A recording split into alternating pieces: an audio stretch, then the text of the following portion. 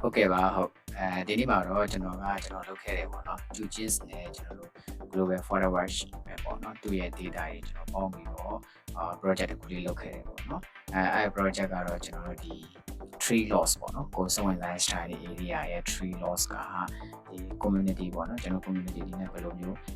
linkage ဖြစ်နေလဲဆိုတဲ့အားလို့ကျွန်တော် project လုပ်ထားလေးရှိရပေါ့နော်အဲ project လေးကိုကျွန်တော်ဒီနေ့ရှင်းပြတော့ပါမယ်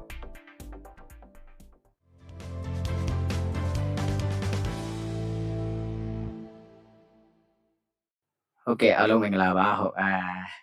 အရှိမပြောခဲ့တဲ့အတိုင်းပေါ့နော်ကျွန်တော်လုပ်ခဲ့တယ်ကျွန်တော်တို့ဒီ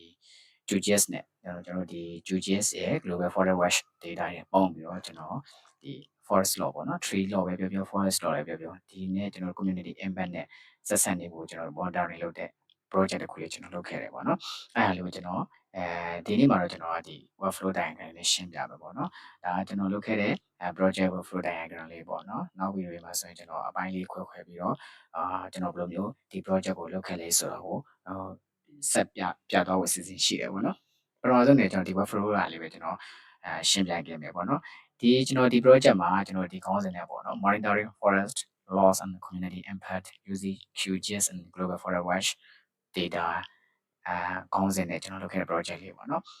ဒီ project မှာကျွန်တော်သုံးခဲ့တဲ့ data တွေကတော့ကျွန်တော်ဒီ Global Forest Watch ကနေပြီးတော့ကျွန်တော် tree loss ပေါ့နော် tree loss data ကိုသုံးခဲ့တယ်နောက်ပြီးကျရင်ကျွန်တော်ပြီးတော့ administrative boundary ပေါ့နော်ဒါကတော့ကိုယ်စိတ်ဝင်စားတဲ့ style area အတွက်ကျွန်တော်ထည့်တဲ့ data ပေါ့နော်နောက်ကျတော့ memo ကကျွန်တော်တောင်းတာရှိတယ်ပေါ့နော်memo ကကျွန်တော်အဓိကဘာတောင်းတာလဲဆိုတော့ polish point တွေပေါ့နော်ဒီကျွန်တော်စိတ်ဝင်စားတဲ့style area တွေမှာရှိတဲ့ polish point ကိုကျွန်တော်ရချင်တဲ့အတွက်ကြောင့်မို့ဒီဟာကိုတုံးခဲ့တယ်ပေါ့နော်ဒီ data တုံးဖို့ကျွန်တော်တုံးခဲ့တယ်အဲ့မှာကျွန်တော်ဒီဘက်ကိုဒီဘက်ကိုမသွားခင်မှာကျွန်တော်ဒီ methodology ဘိုင်းပေါ့နော် methodology ဘိုင်းကတော့ကျွန်တော်အဓိကပြ QGIS ပဲတုံးခဲ့တယ်ပေါ့နော် QGIS မှာကျွန်တော်ပထမဆုံးအဆင့်နဲ့ကျွန်တော် data preparation တွေလုပ်ခဲ့တယ်ပေါ့နော် data preparation လုပ်ခဲ့တယ်ပြီး projection တွေပြန်လုပ်ခဲ့ရတယ်ပေါ့နော်ဘာလို့လဲဆိုတော့ဒီကျွန်တော်တို့ global forest ကကျွန်တော်တောင်းလိုက်တဲ့ data တွေက raster data တွေပြီးရင်ကျွန်တော်တို့သူ့ရဲ့ဒီ projection ကဘာလဲဆိုရင် project 84တွေပေါ့နော်ပြီးတော့ကျွန်တော် memo မှာတောင်းခဲ့တဲ့ data တွေကလည်းကျွန်တော်တို့ခုနပြောတဲ့ projection တွေပြန်လွဲနေပြန်ပြီးတော့တက်ရရှိရပေါ့နော်ဒီဟာတွေလည်းရှိရပြီးကျွန်တော် administrative boundary လည်းကျွန်တော်တို့ projection တွေပြန်လုပ်ရရှိရပေါ့နော်အဲ့လိုခါမျိုးမှာကျွန်တော်တို့ကproject ပြန်လုပ်ရရှိရပေါ့နော်ဥပမာပြောရဆိုရင်ကျွန်တော် study area ကကျွန်တော်တို့မြန်မာနိုင်ငံမှာရှိတဲ့46 zone ထဲမှာကြာတာပေါ့နော်အဲ့46 zone ရဲ့ projection ကိုကျွန်တော်တို့ပြန်ပြောင်းရရှိတယ်ဒုတိယအဆင့်အနေနဲ့ကျွန်တော်တို့ခုနပြောတယ်ကိုယ်စုံဝင်စားတဲ့area ပုံမူတည်ပြီးမှကျွန်တော်တို့ဒီမှာတောင်းလိုက်တယ်ပေါ့နော်ဒီ Global Forest Watch GFW လို့ခေါ်တယ်ပေါ့နော်အတူကောပဲကျွန်တော်ပြောတာပဲပေါ့နော် GFW ကနေကျွန်တော် down လိုက်တယ်ဒီ data ကိုကျွန်တော် clip လုပ်တယ်ပေါ့နော်ဒါကိုယ်စုံဝင်စားတဲ့ area ကို clip လုပ်တယ်နောက်တတိယအဆင့်ကကျွန်တော်ဗာလဲဆိုခုနပြောတဲ့ဒီ GFW က down လာတယ်ကျွန်တော်ဒီ tree loss data တွေကိုကျွန်တော်ကraster calculator နဲ့တွက်တယ်တွက်ပြီးရင်ကျွန်တော်ဒီရဲ့ရလာတဲ့ raster ကိုကျွန်တော် pattern ပြန်ပြောင်းတယ်ပေါ့နော် pattern ပြန်ပြောင်းတယ်ကျွန်တော်လုပ်ရတယ်လုပ်ပြီးဆိုရင်စတုထအဆင့်အနေနဲ့ကျွန်တော်တို့နံပါတ်၄ဆင့်အနေနဲ့ပေါ့နော်ဘယ်ကျွန်တော်လဲဆိုရင်ဒီရလာတဲ့ဒီ tree loss ကိုမှသူကရလာတယ်ဆိုရင်ကျွန်တော်တောင်းလိုက်တဲ့ရလာဆိုတော့2000ကနေပြီးတော့ကျွန်တော်2025အထိ data ရရှိတယ်ပေါ့နော်အဲ့ဒါမှကျွန်တော်စုံဝင်စားတယ်2021ကနေပြီးတော့2025ဂျာတွင်မဲ့ကျွန်တော်ရဲ့တင်တဲ့ကြောင့်မလို့အဲ့အရာတွေကျွန်တော်ပြန်ပြီးတော့ဆွဲထုတ်ရရှိတယ်ပေါ့နော်နံပါတ်5အဆင့်အနေနဲ့ကတော့ကျွန်တော်တို့ဒီရှေ့မှာကျွန်တော်ဒီခေါင်းစဉ်ပေါ့နော်ဒီခေါင်းစဉ် live ပဲကျွန်တော် community impact ပေါ်လဲကျွန်တော်သိချင်တာတဲ့ကြောင့်မလို့ကျွန်တော်တို့ဒီရွာတွေပေါ့ရွာတွေကနေပြီးတော့ကျွန်တော်5 km အတွင်းမှာဒါတော့ကျွန်တော်တို့ကိုကြိုက်တယ်လို့ပေါ့ကိုက3 km အတွက်ချင်း3 km အတွက်ပေါ့နော်ကျွန်တော်ကတော့ဒီမှာ sample နေတာ5 km နဲ့ကျွန်တော်တွက်ကြည့်တာပေါ့နော်5 km နဲ့ကျွန်တော်ဒီရွာတွေနဲ့5 km ပတ်ချာလဲအတွင်းမှာရှိတဲ့ကျွန်တော်တို့tree loss ဘလောက်တော့တော်တော်ဆုံးရှုံးတော့တယ်ပင်ဆုံးရှုံးတယ်ကျွန်တော်သိချင်တဲ့အတွက်ကြောင့်မလို့5 km နဲ့ကျွန်တော်ဘာ file လောက်ရတယ်ရှိတယ်ပေါ့နော်နံပါတ်6အဆင့်အနေနဲ့ကတော့ကျွန်တော်တို့ဗာလဲဆိုရင်ဒီခုနပြောတဲ့ buffer လောက်ထားတဲ့ဟာတွေကိုကျွန်တော်တို့ဒီပြန်ပြီးတော့ဒီ forest law နဲ့ပြန်ပြီး clip လုပ်တာပေါ့နော်ဒီ5 kilo တွင်းမှာရှိတဲ့ forest loss တွေဘယ်လောက်တော့ကျွန်တော်တို့ဆုံးရှုံးသွားလဲဆိုတော့ကျွန်တော်တို့ပြန်သိချင်လို့ပါနော်နောက်ဆုံးအဆင့်နံပါတ်9အနေနဲ့ကျွန်တော်တို့ဒီ community ခုနပြောတဲ့5 km အတွင်းမှာရှိတဲ့ကျွန်တော်တို့ forest law ကဘယ်လောက်တောင်ဆုံးရှုံးသွားတယ်ဒီအဲ့ရဲ့ community 5 km အပြင်ဘက်မှာကျွန်တော်တို့ forest law တွေဘယ်လောက်ဆုံးရှုံးသွားလဲဆိုတော့ကျွန်တော် ပြန်တွက်တာရှိတယ်ပေါ့နော်ဒါကကျွန်တော်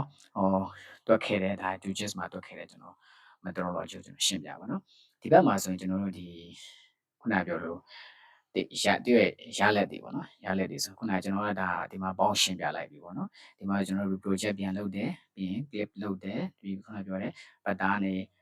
raster နဲ့ pattern ပြောင်းတာရှိတယ်ပြီး forest law ရလာတယ်ပေါ့နော်ဒီအ21က25ကျွန်တော်တို့ပြန် clip လုပ်တာရှိတယ်ဒီ bullish point ကို 5 km file လုပ်တာရှိတယ်နောက်ပြီးကျရင် tree loss ပေါ့နော်ဒီရွာတွေကနေ5 km အတွင်းမှာဆိုရွာတွေကျွန်တော်တို့ forest law tree loss တွေဘယ်လောက်ရှိလဲဆိုပြန်တွက်တယ်ပြီးရင်ကျွန်တော်တို့ DI ပြီးကျွန်တော်တို့ခုနပြောတဲ့5 km အတွင်းနဲ့5 km အပြင်ဘက်တော့ area ဟတ်တယ်ဒီမှာကျွန်တော်ဟတ်တာနဲ့တွက်ထားတယ်ပေါ့နော်ဟတ်တာဘယ်လောက်တော့ဆုံးရှုံးသွားလဲဆိုတော့ကျွန်တော်ဒါရလာတယ်ပေါ့နော်ကျွန်တော်မှာရွေချက်ရှိတယ်ပေါ့ခုနပြောလို့ကျွန်တော် project မလုပ်ခင်မှာကျွန်တော်ကဒီ project ကိုကျွန်တော်ဘာကြောင့်လုပ်ချင်လဲဆိုတော့အတွေးပေါ်လာလို့ပေါ့နော်ရွေချက်ပေါ်လာကျွန်တော်လုပ်လိုက်တယ်ပေါ့နော်အဓိကတော့ကျွန်တော်ကရွေချက်3ခုရှိတယ်ပထမတစ်ချက်ကဘာလဲဆိုရင်ကျွန်တော်ဒီ area မှာကျွန်တော်ဒီ tree loss တွေဒီ2021က25tree loss တွေဘယ်လောက်တော့ဆုံးရှုံးသွားလဲဆိုတော့ကျွန်တော်သိချင်တယ်နောက်တစ်ချက်ကကျွန်တော်ခုနပြောတယ်လို့ရွာတွေနဲ့အနီးနားမှာခုနပြောရွာတွေရဲ့အနီးနားမှာတော်တော်တွေဘယ်လောက်တော့ဆုံးရှုံးသွားတော့ပြောချင်တာဒီ tree loss နဲ့ community နဲ့ linkage ဖြစ်နေတဲ့အပေါင်းကျွန်တော်သိချင်တယ်နောက်ပြီးကြရင်နောက်ဆုံးရွေချက်ကကျွန်တော်ပါလဲဆိုတော့ဒီခုနပြောတဲ့ impact ပေါ့နော်ဒီ livelihood ဒီရဲ့ကျွန်တော်တို့ဒီ pollution impact ပေါ့ assess ကိုကျွန်တော်သိချင်လို့ပေါ့နော်ဒီလိုမျိုး impact တွေဖြစ်လာနိုင်တယ်ပါညာဆိုတော့ကျွန်တော်သိချင်တယ်လို့ဒါပဲဒီရွေချက်3ခုနဲ့ကျွန်တော်ဒီ project ကိုလုပ်ခဲ့တာပေါ့နော်ကျွန်တော်လုပ်တဲ့ခါမှာရလက်အနေနဲ့ကျွန်တော်ဘာတွေတွေ့ရလဲဆိုရင်ဒီ community နဲ့ခုနပြောတဲ့ကျွန်တော်တို့ရွာတွေနဲ့5 km အတွင်းမှာရှိတဲ့နေရာတွေမှာကျွန်တော်တို့နေရာနဲ့5 km အပြင်ဘက်မှာ tree loss ဖြစ်တဲ့နေရာတွေမှာ5 km အတွင်းမှာဖြစ်တဲ့ဒီ5 km အတွင်းမှာပေါ့နော်တော်တော်ပြုံးမှုတွေအပြင်ဆုံးရှုံးမှုတွေပိုများနေအောင်ကျွန်တော်တွေ့ရတယ်ပေါ့နော်အဲကြောင့်မလို့ကျွန်တော်ကဒီဟာဒီ result ကိုရခဲ့တယ်ပေါ့နော်ကျွန်တော် project လုပ်တဲ့အခါမှာ discussion နဲ့ကျွန်တော်ဆွေးနွေးရမယ်ဆိုရင်တော့အဓိကအဖြစ်ကျွန်တော်ကတော့ခုတော့စေကျွန်တော်က QGIS မှာလုပ်တယ်ပြီးရင်ခုနပြောတဲ့ global forest နဲ့တွားပြီးတော့ပေါင်းပြီးလုပ်တယ်ပေါ့နော်မြေပြင်တော့ကျွန်တော်မစင်းနိုင်ဘူးဒါပေမဲ့ကျွန်တော်ခုနပြောတဲ့ဒီtree loss ပြတဲ့နေရာတွေကိုကျွန်တော်ကGoogle App Pro မှာကျွန်တော်တွားကြည့်တယ်ပေါ့နော်တွားကြည့်တဲ့အခါမှာ